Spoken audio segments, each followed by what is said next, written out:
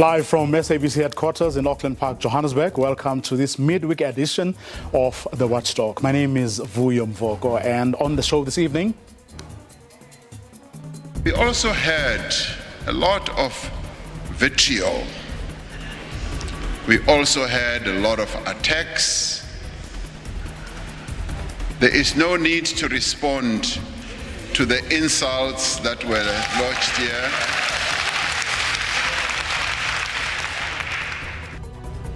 President Cyril Ramaphosa takes a swipe at his detractors as he walks a tightrope responding to critics of his State of the Nation address. We bring you some highlights, decode some of his statements, and get our panelists to dispassionately analyze.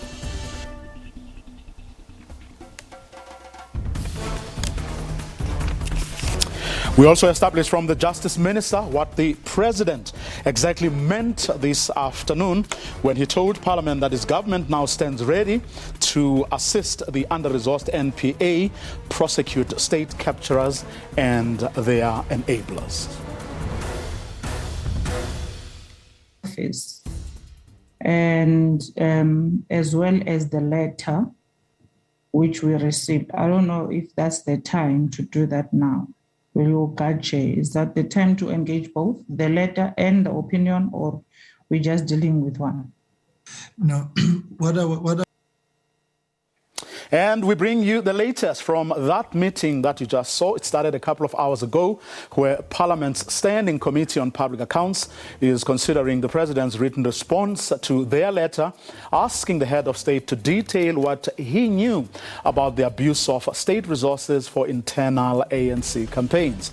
You'll remember this is after that leaked audio tape where, at an ANC-NEC meeting last year sometime, the President was heard suggesting that it was a known fact that state funds were used for ANC campaigns. All that and more in tonight's episode of the Watchdog, which starts right now.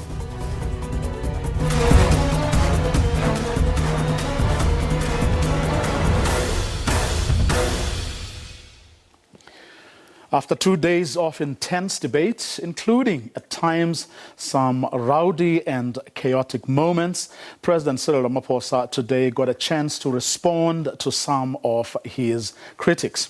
During the debate, MPs across the political spectrum had questioned whether the day would eventually come when state capturers and their enablers would face the music, given just how under-resourced the NPA, the investigations unit, the SIU, the Hawks and the NPA are known to be. Only yesterday, NPA head Shamila Batoy again appeared before Scopa, detailing her problems and at the same time appealing for help. The President's speech this afternoon suggested something could be on the horizon.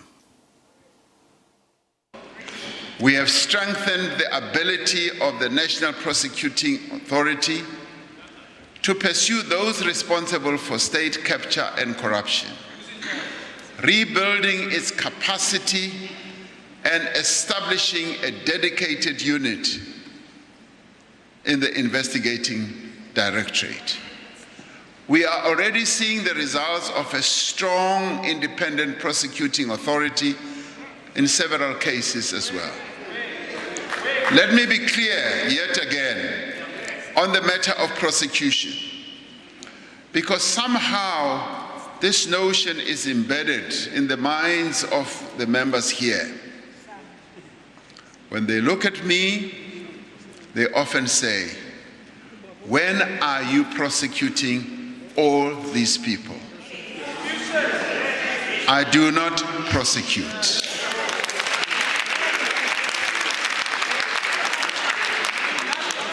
I'd like to make it very clear, and some even suggest that the President may be using the prosecutorial agencies against those that they perceive as what they call my opponents or enemies. It is not within the power of the President, and it shouldn't be within the power of the President to initiate criminal proceedings against anyone. And I have said this repeatedly, both here and elsewhere, that I am not the one who initiates criminal proceedings. That is the sole responsibility of the relevant Director of Public Prosecutions. It is important that I state this so that this thought and notion that is embedded in our heads should begin to melt away. Our task as the executive is to capacitate the NPA and make sure that it has all the resources that it needs to prosecute wrongdoing as an independent authority. President Cyril Ramaphosa telling Parliament today that his government stands ready to capacitate the NPA. This, of course, also on the back of a plea that was made by the National Director of Public Prosecutions, Shamila Batowe, yesterday, addressing Scopa, complaining once again about resources and that what that is doing to, to their ability to actually do the work that we expect from them, given the mountain of evidence that has come out of the state capture inquiry, but also some court cases. Well, we are scheduled to speak to the Minister of Justice, Ronald Lamola, sometime during the course of the show. Technology is giving us some problems at the moment, but that interview is coming up. But the president also went on to explain his statements last Thursday about who should play what role in reigniting the economy and creating jobs, something that has gotten a lot of people talking, including, of course, his own allies in the Congress of South African Trade Unions and the South African Communist Party on the one hand, while on the other, he was getting lots of friends and allies in people who are traditionally his opponents, parties like the Democratic Alliance. Well, take a listen to what the president had to say today, trying to explain that position, which got a lot of people talking. We cannot escape the basic truth that we have an economy and a society that is still largely defined and scarred by its colonial and apartheid past.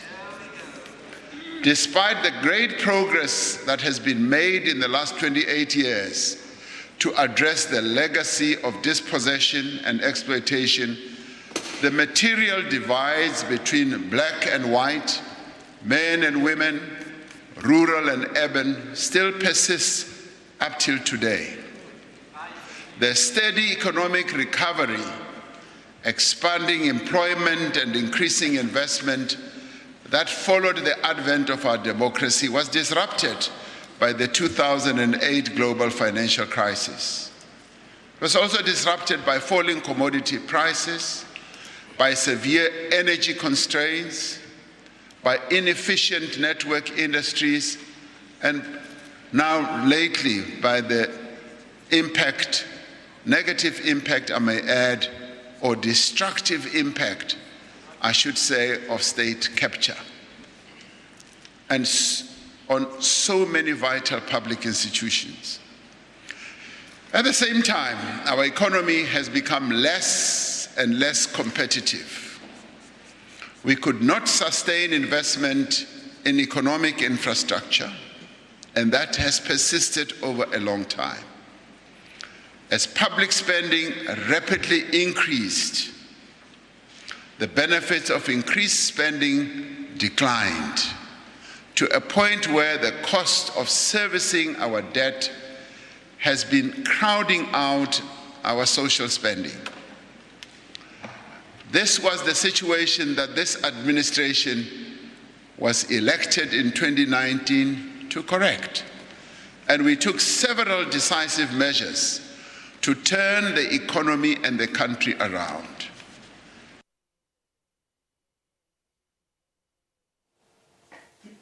President Cyril Ramaphosa there responding to some of his critics during the 2 days that MPs were debating his State of the Nation address, but also giving some background, as you just heard him, to the things that have happened over the years leading to where things are at the moment. But I do want us to go back to that soundbite where the president spoke about the comments that got not only his allies, but also, in fact, that reversed the roles, so to speak, where you had the president's traditional allies saying, you're not speaking on our behalf, and then you had his traditional foes in parties like the DA saying, you are on the right track and we are here to assist you. Take a listen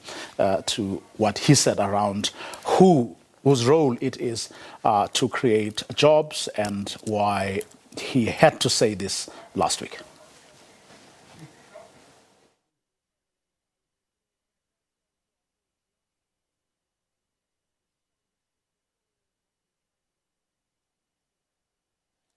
Okay, hopefully we'll get to that bite in a short while, but let's bring into the conversation now Ongama Mtimka, one of our analysts for this evening. Mr. Mtimka, good evening. Thanks very much for your time tonight. I want to start where the president left off. Why you think he felt the need to go back in history, to say, remember where we're coming from. Over the years, apartheid, which then led to a lot of the problems and abnormalities that we had, and then tracing all those other things, the global financial crisis, the energy crisis we have been having, and later on, of course, now we're talking about COVID-19 and state capture and all those things. Because a lot of people would say, look, we've had that before. Why did you feel a need to, take us through that history again, 28 years into democracy? I think that we are confronted with the situation where the presidency of President Cyril Ramaphosa recognizes some of the limits they've had themselves in trying to stimulate the economy of South Africa to achieve the socioeconomic targets that are desirable in order to get us to address some of the challenges of poverty, unemployment, and inequality. As a result of that, as politicians often do, there tends to be shifting of the blame and overemphasis on the limitations of the structure and how that structure limits the agency or results in whatever work is being undertaken, not necessarily gaining the traction that's desired. So throughout our post-democratic period, we have had we've heard this defense where overemphasis of the role of structure. And when I'm making reference to structure, I'm making reference to the history of economic history of South Africa in terms of its development and how that is continuing and places limitations, as well as legacies of the past.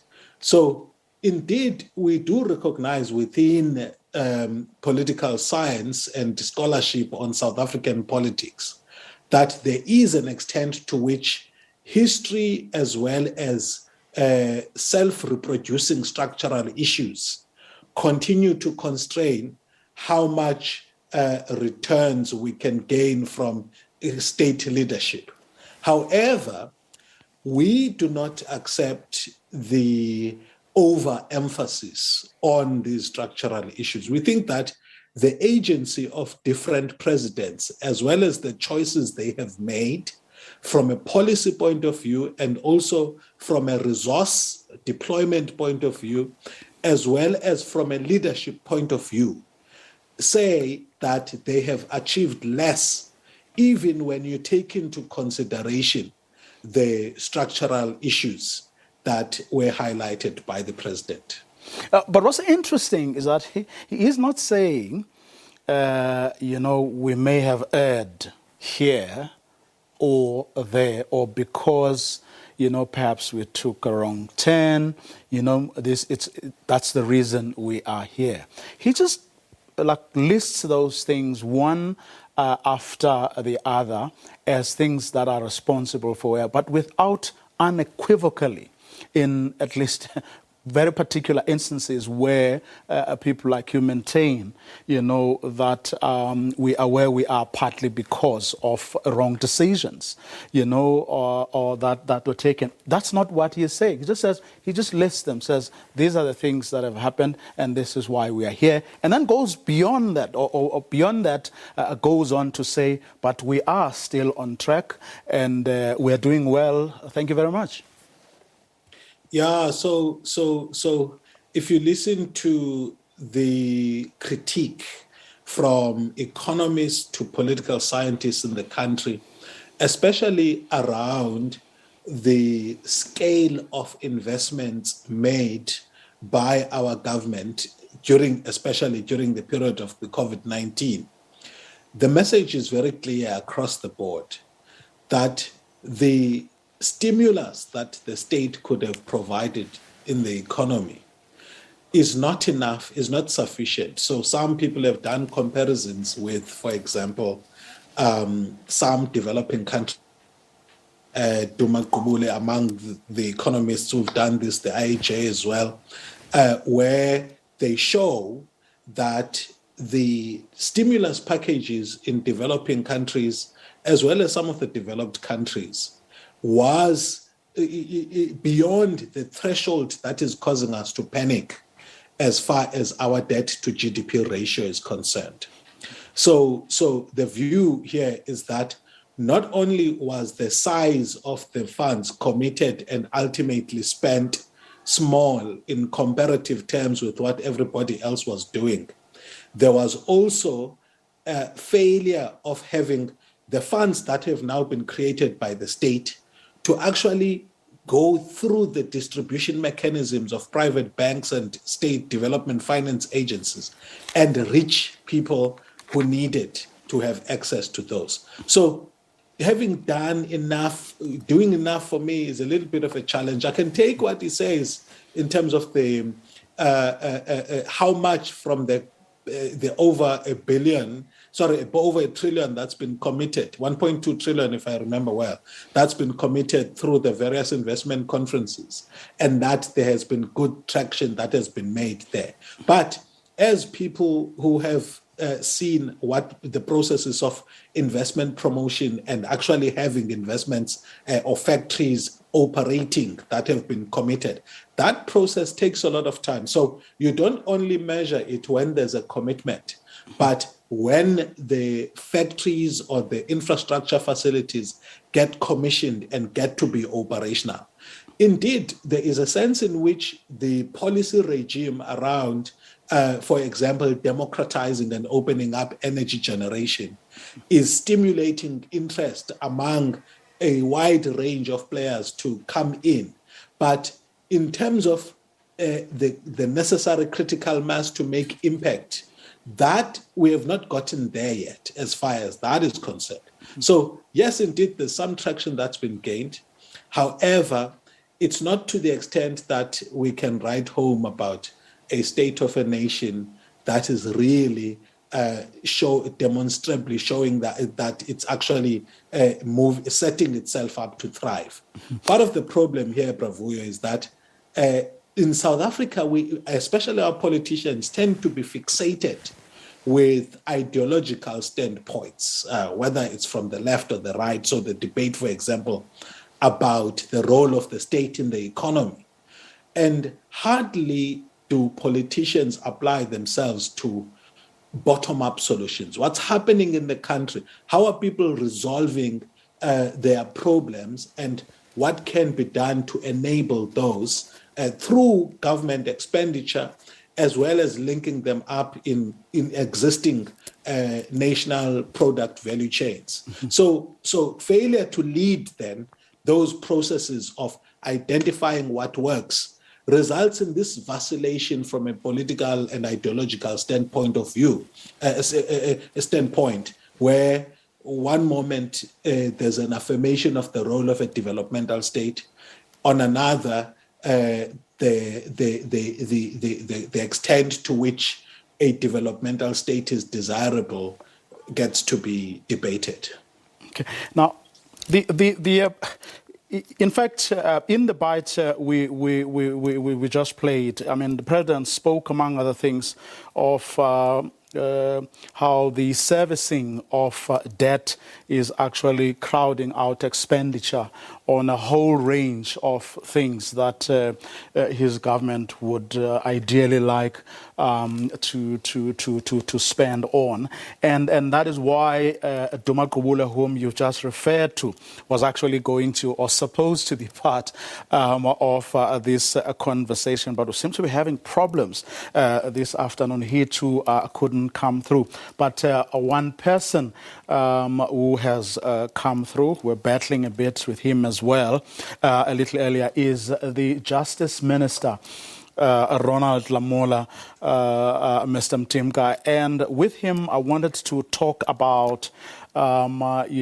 resourcing the National Prosecuting Authority, because among the questions that MPs were asking on Monday and yesterday was whether, having spent so much money on the state capture inquiry and with so much that has come through via various court cases that we have seen, will we ever see the day when state capturers and their enablers would actually face the music, given a known fact that the NPA, but not only the NPA, but also the Special Investigations Unit, the SIU, the Hawks are in the same boat. All these state law enforcement, the state agencies that are supposed to really do the actual work now of putting people behind bars or getting them to pay back the money, are actually under-resourced. Only yesterday, Shamila Batoyi, the head of the NPA, again appeared before Scopa, detailing her problems and appealing for help. But this afternoon, the president suggesting that something could finally be done to resource the NPA. And I'm going to ask the minister if he knows something that we don't know, Minister, about whether indeed something has been found to resource the NPA. That's coming up in a moment after this short ad break.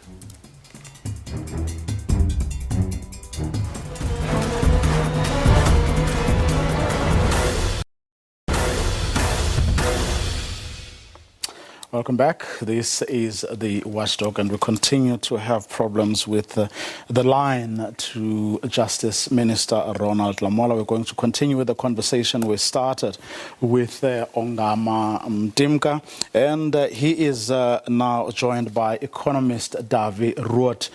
Welcome, Davi, and thanks very much for your time. But before we get to you, I want to play this clip where the president was explaining comments he made around last week in his State of the Nation address around who should create jobs and what the role of the state is. And he got a lot of flack for that comment from his allies in COSATU and the South African Communist Party, whereas his traditional foes like your Democratic Alliance heaped praises on him for finally seeing the light. Take a listen. The focus on job creation, which are outlined in SONA, has given rise to a useful debate across society on the relative roles of the state and the private sector in fostering economic growth and creating employment. And I've rather enjoyed listening to different voices talking about this concept. And in many ways, it was about time that as South Africans, we engage in this debate. Some speakers have taken a crude and self-serving approach to a complex issue. But for the most part, commentators have engaged meaningfully with one of the most important questions facing our country today. They have earnestly sought to answer the central question of who will create the jobs for the 11 million unemployed people in our country. The state has a clear role to play in job creation. Through state-owned, through state-owned enterprises, the state employs a lot of people. Through public employment programs, which I spoke about, the state employs people. Through the impact of its industrial policy, through the implementation of its competition policy, through infrastructure investment, and indeed through the employment of public service itself. The reality, listen first. The reality in our country, as in most other countries, this is now the stark reality, is that the private sector creates most of the jobs. Now, the private sector in our own country, the private sector creates 3/4 of South Africa's workers' jobs and accounts for over 2/3 of investment and research and development expenditure. David Roth is an economist and he joins us now. David, good evening. Thanks very much for your time. I don't know what you make of the controversy. The statement the president made last week, which of course he repeated today and tried to explain even further. Should there have been so much controversy around this point? Evening to you. I think indeed there should have been controversy around this specific point. And the reason why I say so, because this is pretty much the president sort of wanting to cross the Rubicon. It's not really there. I think there are a couple of issues still outstanding, but this without a doubt is a departure from where we were previously. Of course, the president is absolutely correct. Is that the private sector is the part of the economy where real jobs are created. In fact, even the jobs that are so-called created in the civil service or in the state-owned enterprises are jobs that really depend on the private sector, by way of taxes, as an example. But maybe, if I may, let me give you a completely different take on all of this. And I don't believe that unemployment is an issue in South Africa. In fact, I am completely and totally against a job creation. But what I am in favor of is economic growth. And the result of economic growth will be jobs. Unfortunately for us in South Africa is politicians, they think that if you keep people busy, that you have created jobs. That is certainly not the case. If you get 1,000 people to dig 1,000 trenches and fill another 1,000 to fill it up again, you have not created 2,000 jobs. What you have done, you've kept 2,000 people busy. So jobs is something that happens when something else happens, and that something else that happens is economic growth. But I think the important point here is at least the penny has dropped and the president accepted and recognize that it is the private sector in the end that is the wealth creators and therefore also the job creators. But what about, or do you not consider it helpful or important that the presidential employment stimulus created over 670,000 jobs and supported... No. Why is that? No, those are not real jobs. No, those are not real jobs. Those are 600,000 people that you keep busy. 600 people that are waving flags somewhere. 600,000 people that are earning subpar wages. I don't want that. I want people, 600,000, in fact, millions of people that earn much, much more than what the state is currently paying for these so-called job creation schemes. No, that's not real job creation. That is just keeping a lot of people busy. The only way that we can create wealth and jobs in South Africa is by growing the economy. And the only part of the economy that can grow is the private sector. We know that the state-owned enterprises have been run into the ground financially and operationally. We know that the civil service at all levels are inferior compared to just about every measure that you can think of. But we also know that the 12 million people that work in the private sector are the people that keep this economy going. Those are the people that pay the bulk of the taxes, and those are the people that actually employ most of the people in the country. So no, I disagree. We do not want to have flag wavers. What we do want is people with proper jobs and well-paying jobs. And the only way we can achieve that is by unleashing the power of the private sector. Okay. Before I ask you how we do that, so just to make sure I understand you correctly, you're saying that the things he mentioned just now in that clip that we played about, those public employment programs, about, SOEs and the role they play in job creation are non-starters. That stuff is not going to take us anywhere. He is still missing the point. What then should he be doing instead? We have to put measures in place to grow the economy. Now, let me give you a simple and a straightforward and a very easy to understand example. There's a saying in economics that goes like this: there is no free lunch. That's a saying in economics. But there is one exception. And that one exception is when you allow two individuals to trade with one another. Because when two individuals trade with one another, they create wealth out of nothing. After the transaction, they are both better off because they would not have traded unless they both gain from this transaction. Now, this really applies to labor in South Africa. If you prevent people from trading labor between a buyer and a seller, we do not create a free lunch, and we do not create wealth literally out of nothing. That is only but one example. There are many, many other examples. So what we need to do, three things that are important. We need to protect private property rights. We need to allow for a free trade between individuals. And we need sound money. That's all you need. You only need to do that. And you are guaranteed to have strong economic growth and all the wonderful things that goes with strong economic growth. Tari, I'm going to ask you to, both of you and Nongama, to hold your thoughts right there and get to an interview with the Minister. We were having serious technical problems. Minister, good evening. Thanks very much for your time, and I'm glad you've finally been able to come through.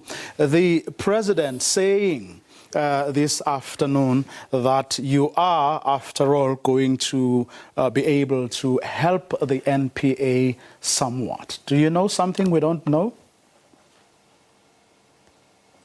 Yeah, thank you, Vuyo. We did mention that we are exploring the RDP Fund Act, which allows for the state to use funds that might not have been used in the previous financial year to be allocated within departments.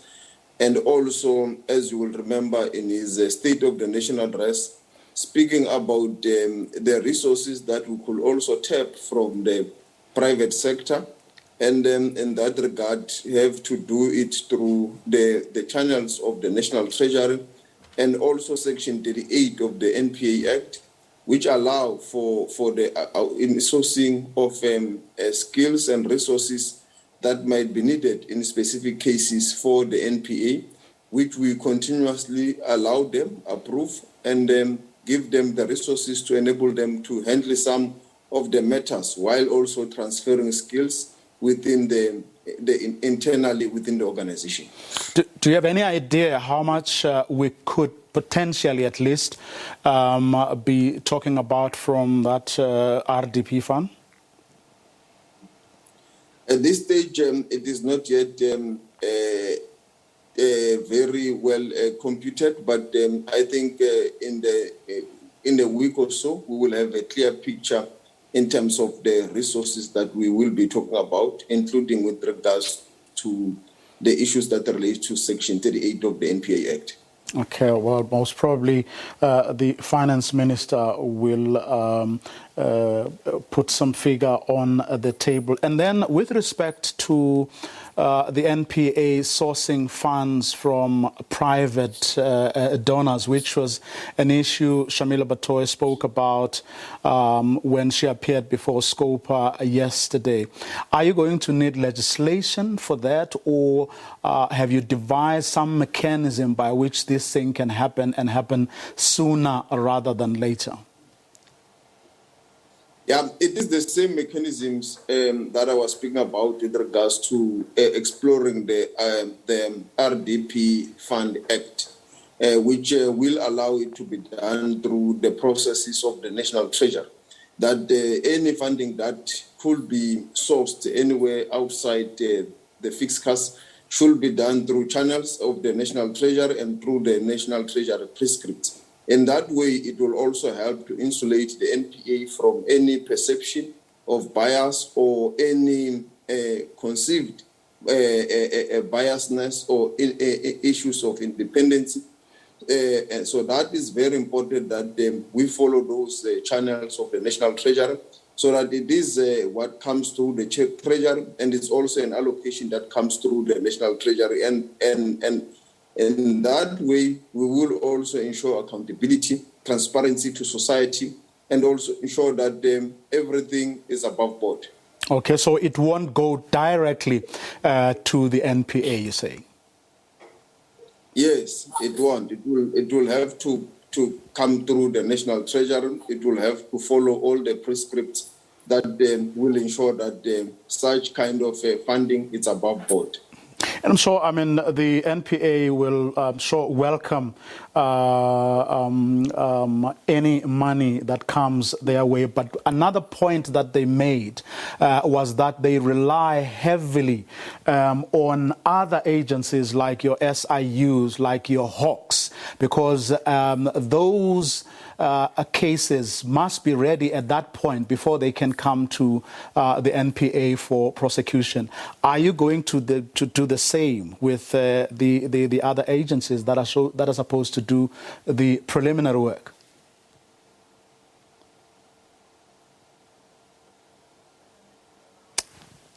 Minister, can you hear me? Okay, we seem to have... yes, I can hear you. Okay. I'm saying, what about your SIUs and your Hawks and those people who have to do the work that comes before the NPA gets to prosecute? Was they too under-resourced? For the prosecutors, you are aware, you are saying it does have to, there must be investigation. And these kind of funding and processes have to look at the entire value chain of the criminal justice system and enable all the other legs of the criminal justice system to help with the work that is already happening. Is what has to happen, or is that what is going to happen? Yes, it what has to happen, and it will also. It is also what is going to happen as we look into the entire funding in the whole value chain of the criminal justice system. Okay, thank you very much for that clarity, Minister Ronald Lamola, who is the Justice Minister, following, of course, comments made by the President today that the government stands ready to help the NPA prosecute state capturers and those who enabled them, which then takes me back to our analyst, Ongama Mdimga and Davi Ruot. Ongama, you just had the minister there saying they're trying to source money from somewhere to make sure, and I'm not sure whether this was in the pipeline or whether they were stung by the criticism that came from MPs yesterday and the day before, some of whom asked, what was the point of going through this 4-year state capture exercise if we're not going to see people, being prosecuted or being asked to pay back the money? Your take? Yes, by the way, when I think about things like this, I always try to go back to basics, and the basics certainly are simple and easy to understand. And the basics is that the primary function of the state is to protect individuals, to make sure that we have a proper working judicial system. And that is the first, those are the primary functions of the state. And I'm asking my question, do we have that? Do we have a state that is fulfilling its primary objectives or responsibilities? And the answer to that is without a doubt, no. And and there are many statistics to prove all of these sort of things. So I'm not holding my breath. We have many years of ANC government. We have 4 years of the so-called New Dawn, and we haven't seen anything of this. So why do we have to wait until June before the president is going to tell us what he's going to do about the SONA Commission? All this information, most of that, or much of this, has been in the public domain for a long time. So why haven't you seen proper actions so far? And in fact, let me give you one example why I'm very concerned about this. The World Bank has a set of confidence indices. And you can just go on the website of the World Bank and see what we South Africans, you and I and the rest of South Africans, what we think in terms of trust in government, what we think about the legal system, what we think about the efficiency of government, all those sort of things. And all of those indices are at record lows. So we just simply do not trust government. And we don't trust government because of experience, because they keep on promises and they simply don't do what they're supposed to be doing. And the primary function of the state, and always remember this, the reason why the state exists primarily is to make my life easier, protect me and to protect my stuff, and they just can't do that. Do you believe your ministers and officials when they say, well, we could be doing a lot more than we're able to do at the moment, were it not for lack of resources? The economy has not been performing from the, and then there's been COVID-19, there was an energy crisis, there were all these things that have happened over the years which have made it extremely difficult for us to deliver to you what we ought to. Of course, resources is always a problem, and resources will always be a problem. But the reason why we have, a very important reason why we have a lack of resources is because of mismanagement of resources in the past. But there are still quite a lot of resources available to all the different state departments and various institutions in South Africa. So it will always be a constraint. But we as South Africans, we have to understand that we are a middle income. In fact, we are falling and we're becoming a poor middle income country in South Africa, that there are limits to resources available. And we have a responsibility. The state has a responsibility to manage these resources much better than what they are currently managing it. And again, I can give you so many examples where we compared absolutely dismally to other countries in the world. Yes, there is always a constraint, but we can use the available resources so much better if only we do have the political will. Timka, with the president having, done what was expected of him up until now, delivering the State of the Nation address last week, giving MPs and then Parliament giving the MPs an opportunity to discuss and debate it, and him coming back today saying, I listened to this one, you have a point, the other one doesn't have a point, I won't even bother to, reply to the things they said and so on. Now, what's going to happen next is you're going to have all these ministers over the next couple of weeks, starting with the finance minister tabling the budget next week, and thereafter all these budget votes where they get into the detail of what's going to happen over the year.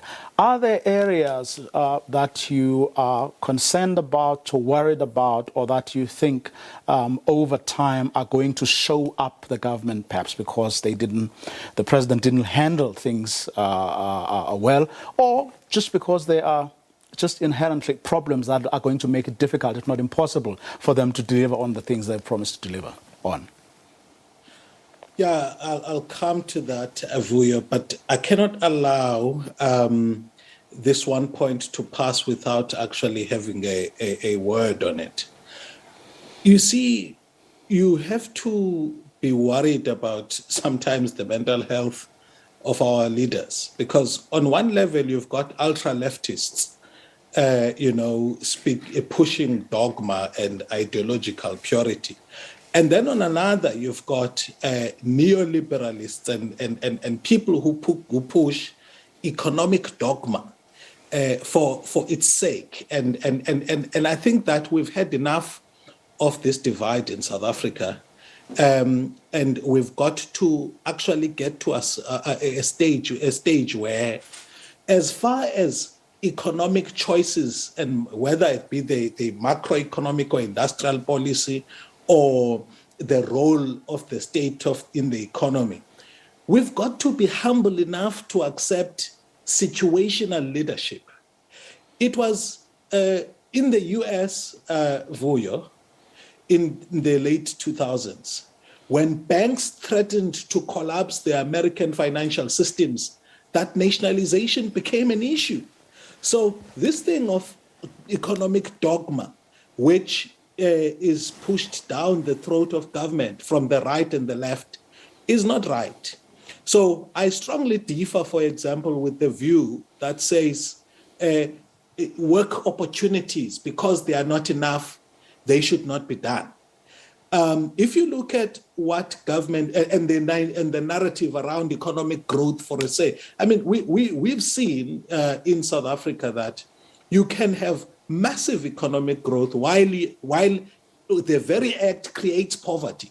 Go back to the decade of the glorious days of the 1950s and 1960s. Glorious in the sense that you had massive economic growth in South Africa, but the very growth, the nature of it, created mass poverty and unemployment.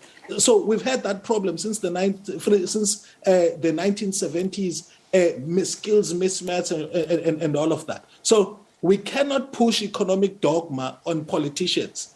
Situational leadership, in terms of which sometimes you see elements of an interventionist state, and at other times you see private sector dominance. But the greater result, the cumulative effect of the dynamism of each of these parties playing their role is greater than the constitutive parts, and is greater than the economic dogma that is being pushed from the left and from the right. So you're quite right on the issue of what follows next in terms of departmental planning and all of those things. My biggest concern with South Africa, this is where I would agree with my colleague on the other line, is poor leadership. Now, poor leadership in an environment where there are sometimes resource constraints, again, going back to the point I was making at the beginning, tends to actually overemphasize the limitations of the structure and the limitations of resources.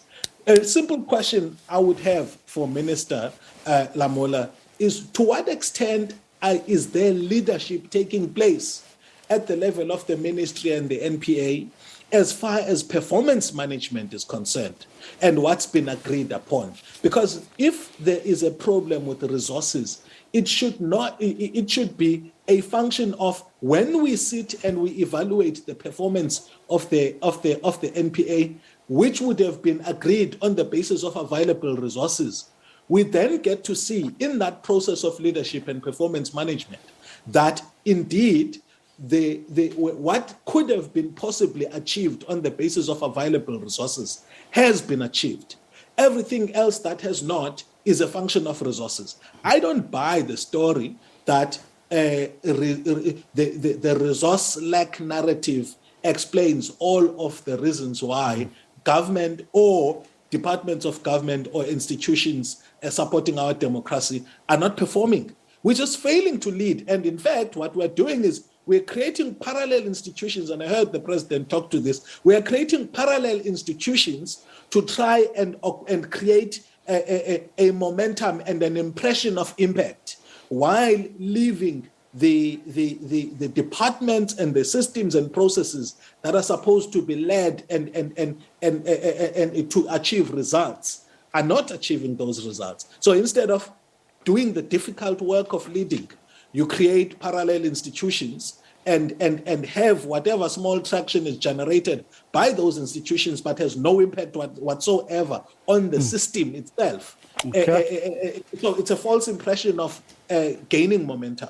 Okay, and that's where we're going to leave it. Thank you very much to both of you, gentlemen, and apologies for the way things went this evening. Technological challenges really messing us up tonight. But thanks to both of you for your time and for your insights. Ongama Mtimka and Davi Ruot.